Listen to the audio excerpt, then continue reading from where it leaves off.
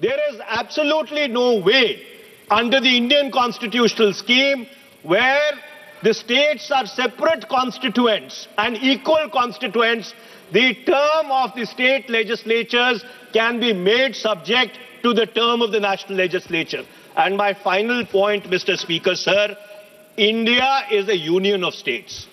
Article 1 of the Constitution states that India is a union of states and not vice versa. And so therefore, this excessive centralism, which is sought to be brought into existence by this bill, absolutely militates against the constitutional scheme in its essence, in its entirety, and in its very object. And therefore, Mr. Speaker, sir, I would once again like to urge this House that the introduction of the bill and the consideration of the bill, because of the basic structure doctrine enunciated by the Supreme Court in the Kesavanand Bharti case, is beyond the legislative competence of this House, and therefore this bill needs to be withdrawn immediately. Thank you, Mr. Speaker, sir. Dharmendra Yadav. धन्यवाद अध्यक्ष जी। मैं इस संविधान के 129वें संशोधन अधिनियम के विरोध के लिए खड़ा हूं। अध्यक्ष जी, मैं समझ नहीं पा रहा हूं, अभी 2 दिन पहले संविधान को बचाने की, संविधान की गौरवशाली परंपराएं की कस्में खाने में कोई कमी नहीं रखी। 2 ही दिन के अंदर संविधान की जो हमारी मूल भावना है, 2 ही दिन के अंदर संविधान का जो हमारा बेसिक स्ट्रक्चर है, 2 ही दिन के अंदर संविधान का जो हमारा संघीय ढांचा है, उसको खत्म करने के लिए संविधान संशोधन बिल लाए हैं। मैं मनीष तिवारी जी से सहमत हूं और अपनी पार्टी और अपने नेता आदरणीय अखिलेश यादव जी की ओर से कहना चाहता हूं, ये बिल पूरे देश के जो अलग अलग भेष, भाषाएं, संस्कृति, क्षेत्र की जो मान्यताएं हैं, जो हमारे संविधान निर्माताओं ने बहुत सोच विचार के मंथन अध्ययन करके ये संघीय ढांचा तैयार किया था, राज्यों का गठन भी किया था, संस्कृति के हिसाब से, क्षेत्र के हिसाब से, भाषा के हिसाब से, परिस्थितियों और समय के हिसाब से। मैं नहीं समझता अध्यक्ष जी, मुझे कहने में कोई संकोच नहीं, उस समय के हमारे संविधान निर्माताओं से विद्वान, बाबा साहब भीमराव अंबेडकर से ज्यादा विद्वान इस सदन में अभी कोई नहीं बैठा, मुझे कहने में संकोच नहीं है। और ये संविधान की मूल भावना को खत्म करके कैसे तानाशाही के रास्ते निकाले जाएं, इसके अलावा कोई काम ही नहीं बचा है। आखिर ये मनीष तिवारी जी ने कहा, कहीं एक विधानसभा के चुनाव अगर कोई अविश्वास आता है, अगर बहुमत नहीं मिलता है, तो क्या पूरे देश का चुनाव कराओगे? पूरे देश का चुनाव कराओगे? और ये लोग एक देश, एक संविधान, एक चुनाव की बात करते हैं। जो लोग 8 विधानसभाएं भी एक साथ नहीं करा पाते हो, मौसम देख के तारीखें बदलते हो, वो लोग बात करते हैं एक देश एक चुनाव की। इसलिए अध्यक्ष जी, मैं अपनी पार्टी की ओर से, अपने नेता आदरणीय अखिलेश यादव जी की ओर से इस बिल का पुरजोर विरोध करता हूं और आपके माध्यम से देश के जनमानस से कहना चाहता हूं, ये भारतीय जनता पार्टी के लोग तानाशाही लाने के नित नए रास्ते लाते हैं। जो 8 विधानसभाओं का चुनाव एक साथ नहीं करा पाए, 4 राज्यों के चुनाव एक साथ नहीं करा पाए, वो पूरे देश की लोकसभा और सारे प्रांतों की विधानसभाएं एक साथ कराने की बात करते हैं।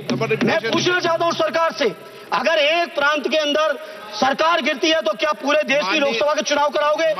क्या अगर लोकसभा के चुनाव के चक्कर में उस प्रांत के लोग क्यों सफर करेंगे? अरे चर्चा कर लेना।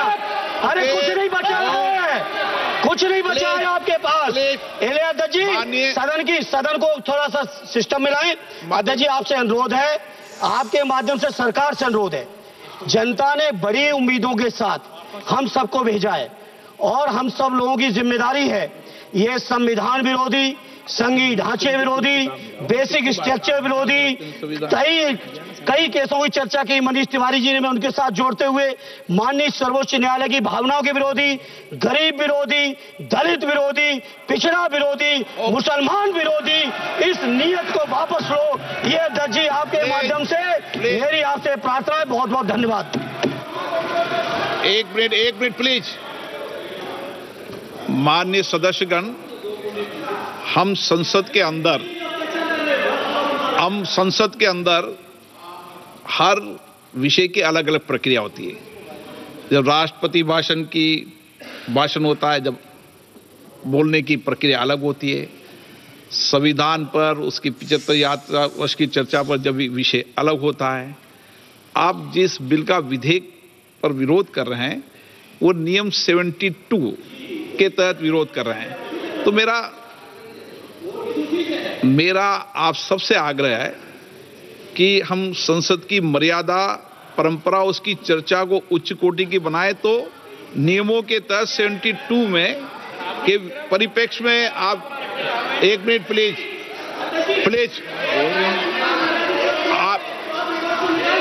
आप प्लीज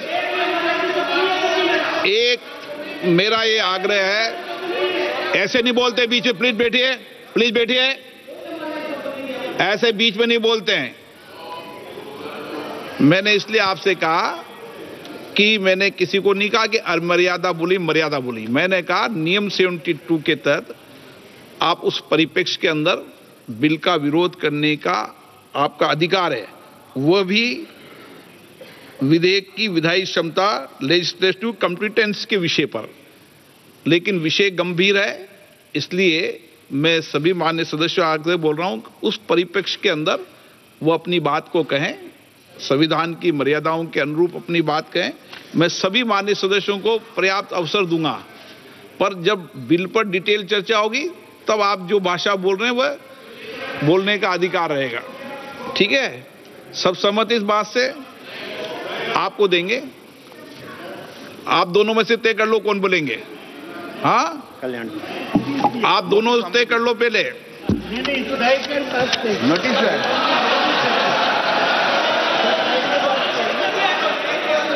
चलो मैं दोनों को 2-2 मिनट रख दूंगा। पहले Kalyan Banerjee. Under our constitutional scheme, the basic structure of constitution is read in between the lines. This proposed bill hits the basic structure of the constitution itself. And if any bill, any act which hits the basic structure of the constitution, that is ultra vires. And it is ultra vires. Sir, proposed Article 83 sub-Article 5 is just contrary to Article 83 sub-Article 2. Just contrary. Either you keep 83.2 or you keep 83.5. Both cannot be kept. Both are inconsistent with each other. Then, sir, effect of proposed Article 82A sub-Article 3 simply establishes that tenure of state legislative assembly simply depending upon the tenure of the House of the People. It is not a doctrine of pleasure. Doctrine of pleasure is under Article 311 of the Constitution. But a mandate which has been given by the people of the country that state assemblies tenure will be depending upon the doctrine of pleasure of this house. How it can be? This is inconsistent. It cannot be accepted.